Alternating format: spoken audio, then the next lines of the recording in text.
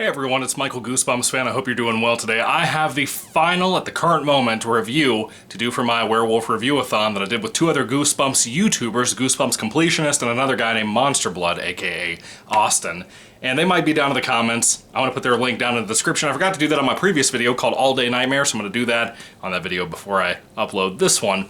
Anyway, love those two guys, great channels, go check them out, please. Again, down in the description down below. This last book review is for the most recent IDW Comics book release from Goosebumps and IDW. And IDW has put out some really trash comics for Goosebumps. They do a lot of trash in general nowadays. A lot of it's just SJW propaganda. This one has... So let me explain it like this. So the first one was Monsters at Midnight. And it was horrible. It was genuinely terrible. The next one was Download and Die, which was a little bit more of an improvement. It had an actual plot, kind of a modern Goosebumps digital cell phone kind of plot. It was okay. I didn't hate it.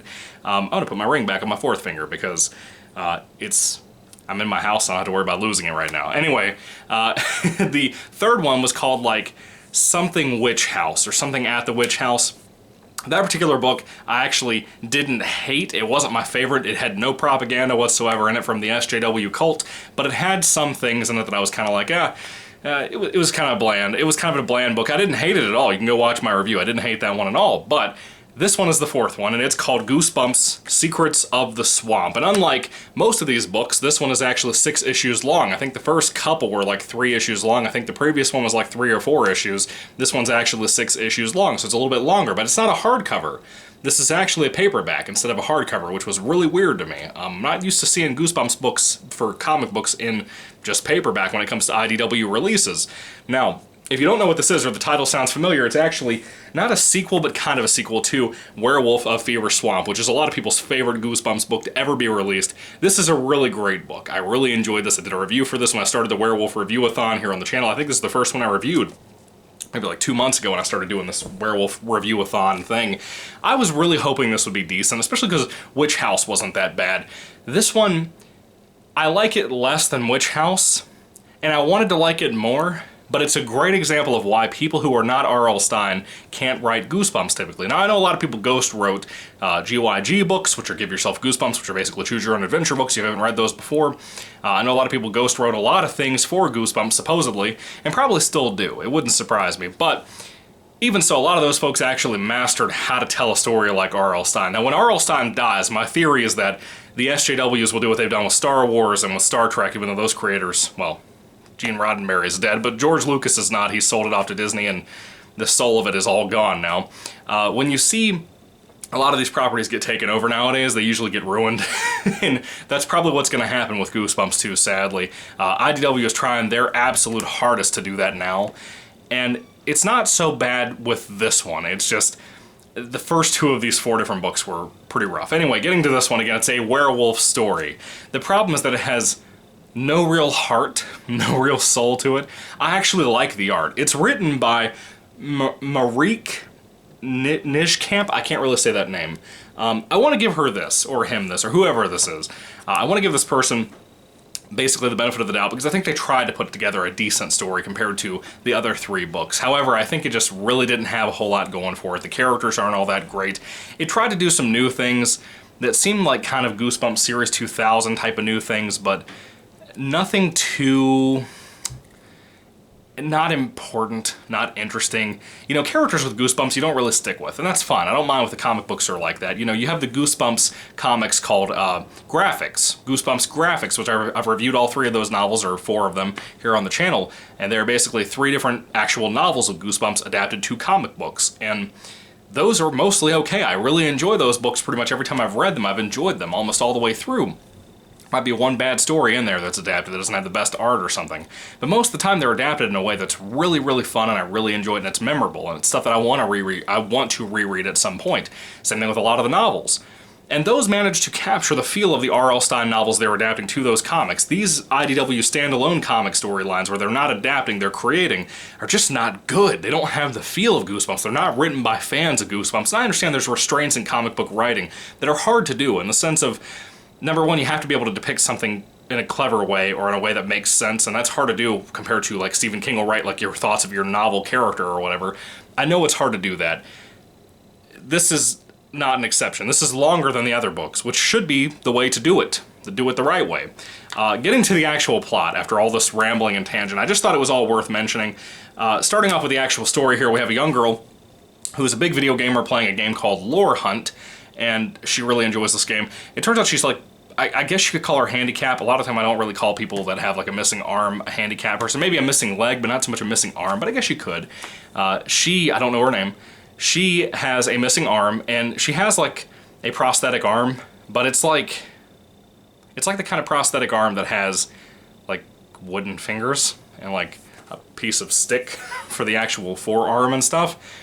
So the interesting thing with this, it's not like a robotic prosthetic, which I know exists, and I know there are prosthetics out there that can allow you to move your fingers and pick stuff up, and all. I know that. I've seen that before. I've seen it in person before, for God's sake. This is like a wooden arm that somehow moves around all the time. And that was weird. I know it's dumb to complain about something like that, but it was just one of those weird things that I was like, what? It happens all the time. She'll get scared or something, like fall out of a tree, and like when she's falling out of the tree, she'll be trying to reach up and grab things, and her hand is open and closing really fast. She does this all the time. Yeah, whatever. She's an okay character. She's kind of a brat, honestly, and there's a lot of Goosebumps characters, main characters and side characters, that can be like that in Goosebumps. So she's just one of those types just to prepare you, and pretty much anytime I read an IDW comic book from their Goosebumps line, it's almost always like this. Either the main character or somebody else has written like the type of modern-day Marvel SJW characters that have no personality, they have no humor to them. The side characters are a lot of the time where you get that stuff from that actually make the book worth reading. And that's not so much here either.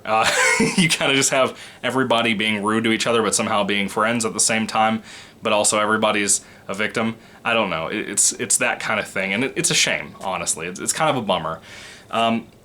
Moving along, though, the story picks up with her taking a trip, basically, to spend some time with her aunt. And her aunt, I guess, just kind of lives in this nice house by herself, and our main character girl stays up in the attic, pretty much, playing video games a lot. And I think she has to start at her new school or something, but she actually meets a girl that is a big video game legend on the online boards for the gaming and stuff, who plays this, and they meet up. They kind of become friends, but kind of frenemies more than anything. They're not really friends. They're just kind of, I don't know, there's some kind of bad blood somewhere in there. I don't really understand the problem, but they kind of are. The one can't take a joke, the other one doesn't make very clever, non-rude jokes, so it's like, you both suck. It's pretty much what I want to stick with. And then some other characters come in, and they're okay. Now, there are woods in Fever Swamp, of course, this being a sequel to Werewolf Fever Swamp. We know that the creatures everybody's making mention of being out in these woods and whatnot, are probably werewolves, because it's Werewolf of Fever Swamp stuff. And where Werewolf of Fever Swamp, the R.L. Stine novel that I've got right here in hardcover, this is a very clever book with a really great twist, and a couple of really great twists in it that I think really holds up to this day, almost 20 years later, if not over 20 years later. Really holds up, and a lot of people love this one and hold it up to like the top 5 or 10 books in the entire original series, much less all of them in general, the whole series of like 400 books. So how easy would it be to make a sequel to that? It's probably not, frankly. So I give them the benefit of the doubt when it comes to that as well. I know it's not easy. I will say this, the artist, Yasmin Flores Montanez, did a really good job with the art. I actually think the art, for the most part, is pretty solid. There are times, like when the werewolves first show up in the story, that their eyes are laughable. The eyes are like enormous, like that, looking at people, and it looks like... Well, have you ever had a pet dog, or somebody else's pet dog, like a friend's dog, that you pet its head a little too hard, and the whole skin on their head moves back, and their eyes like get exposed like real wide? That's what it looks like as soon as the werewolf shows up for the first time in the actual book, and you actually get to see its face and the color and light. And the route that the story goes, again, this is spoiler-free channel, the route that the story goes, I think is embarrassingly stupid. And it just sounds like the kind of non-fan way to do a werewolf story, and woods that are possibly filled with a werewolf or multiple, and I just don't like it. And this is the kind of thing I could see. I don't entirely blame Marieke Nijkamp, or whoever wrote this. I don't entirely blame this person, because this kind of seems like the type of modern Slappy World storyline we would have gotten. Not that the Slappy World series is bad, but this seems like the kind of thing that R.L. Stine could have pulled off this plot, the direction this goes. And I don't want to tell you too much, because there's not a whole lot that happens in the storyline. It turns out our redheaded person, the new friend that our main character made in school or whatever, you know, she wants to take our main character friend out into the woods at nighttime and wants to get another friend to come with them. The one friend says, absolutely not, I won't go out there, I'm too terrified of it. and the main two go out there. But the story overall is just kind of very predictable, and these two being out in the woods and what they find out about this area and getting attacked by the werewolf or werewolves, if there's more, it's just really, really bland. It has no real thing going for it. And by the last couple of issues, I mean, I read this in like an hour. It flies by. Now, that's cool. I don't want to waste my time on a bad book, but an hour is an hour, period. And I read this whole thing like yesterday. I wanted to review it last night. I could not get around to it. But I've thought about it off and on throughout the day and thought, you know, some things I actually didn't mind in here, and I could see Stein trying to do off better. So maybe Marique is a fan. I don't know. Maybe an actual fan. But maybe she just, or he or whoever, just couldn't get into how to pull this off the way Stein would have. Or maybe they were on a deadline or something. I don't really know. My whole point is the book ain't worth your money. The book, just like many of the IDW books, if not all of the IDW comics that have come out, are not worth your time or money. It's just not. It's not interesting, it's not fun, it's not scary, it's not creepy, it's so cartoonish in a lot of ways. And I know we're talking about Goosebumps. Goosebumps has its cartoonish moments. It has its cartoonish books and comedic books and whatnot. That's not my problem here. My problem comes in with how some of the art, like the first time the werewolf shows up, it looks goofy. Like I said, the whole idea of rubbing the dog's forehead back or whatever, and it's weird. It doesn't look good. I don't know, I'm not a fan of this one. It's a really big letdown. And I heard this was a lot better. And I do agree with a lot of people. This is probably either the possible best or second best of the IDW currently released series of comics of Goosebumps. I'm not really sure where I stand on that. I'm glad it's a longer set of issues. I'm glad there's 6 issues here, or 5, or whatever it was. I'm pretty sure it was 6. I'm glad there's more than there was, because the other books completely fall flat, and they're trying to round up too much into 3 or 4 issues of comics. It doesn't work. You need to do about 5 or 6 issues to really pull off a story like Goosebumps. I think this is trying overall, but like I said, it doesn't even come close to like Goosebumps graphics, where they're just adapting the tone and the storyline and the art style that they should have for a more realistic, a lot of the time, storyline for the Goosebumps graphics books. The series from IDW just doesn't come as close, and it's because of the type of people they have working there, the type of writers they have. They just don't have, and I don't want to say they don't have talent. You know what I mean? Like, especially the artist here. The artist really pulled off some cool stuff here. I don't want to say they don't have talent. I want to say they don't have the type of talent that they can pull off R.L. Stein, and they can pull off the way he tells stories. I don't think most people can pull off how Stein tells stories. Most people are not so short-breathed, I don't know what to say. They don't ramble as much in their book writing or whatever to be able to pull the way he pulls off things so subtly and so well done most of the time. This is very predictable. Goosebumps has that sometimes. It's not a big problem. I'm just saying it wasn't entertaining. I don't mind predictability as long as something holds my interest, and this just doesn't. I don't know. I like this cover here. These characters don't look like this in the book. These characters do not look like this in the book. They have the same clothing, but they don't look like this. They don't have these sharp jaw lines and stuff. They just have a little consistency, man. In the back of the book, they do have a collection of covers, which I thought was kind of okay. Some of them look like Disney characters. I do think the ending is stupid, like really stupid, like the last couple of pages of the book ending. Very much holding up to the reputation of the current Slappy World book series that's still happening. If you don't know, Goosebumps is still releasing books to this day. A lot of that Slappy World series, pretty much every book but like 1 or 2, the ending, like 5 pages, like the last chapter, is like the worst part of the book and ruins most of the book. And that's a consistent problem with the newer Goosebumps stuff that I see. As much as I love Goosebumps, as much as I love a lot of modern Goosebumps stuff, that's a typical problem that consistently still remains in the blood of that new series. And this holds up to that. The new series, or this particular comic, that last couple of pages are just, it's not good. It's just the overall book is not that good. And again, to be a sequel to a lot of folks' favorite book in the franchise, this is one of my big ones, man. A big one up there for me.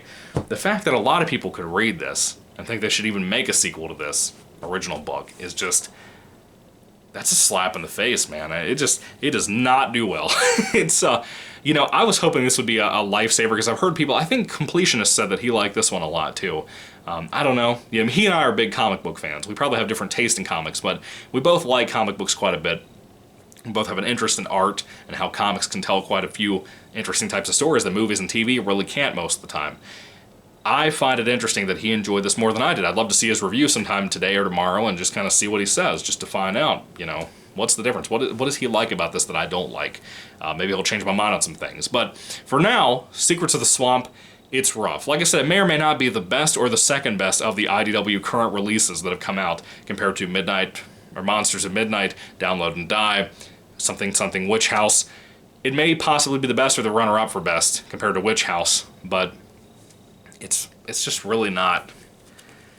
It ain't worth your money, man. I'll be honest with you. This is a new thing. You could probably get it in Barnes & Noble if you wanted to, but it ain't worth the $13 you'd be spending on this. Anyway, when it comes to Secrets of the Swamp, if I had to rate this one on a 5-star basis, I would probably give it like maybe a 2 out of 5 stars, because the art's really good. I like the art here. I was hoping from going from All Day Nightmare over to this, that this would be a saver, because All Day Nightmare I did not give a very positive review yesterday when I reviewed it and uploaded.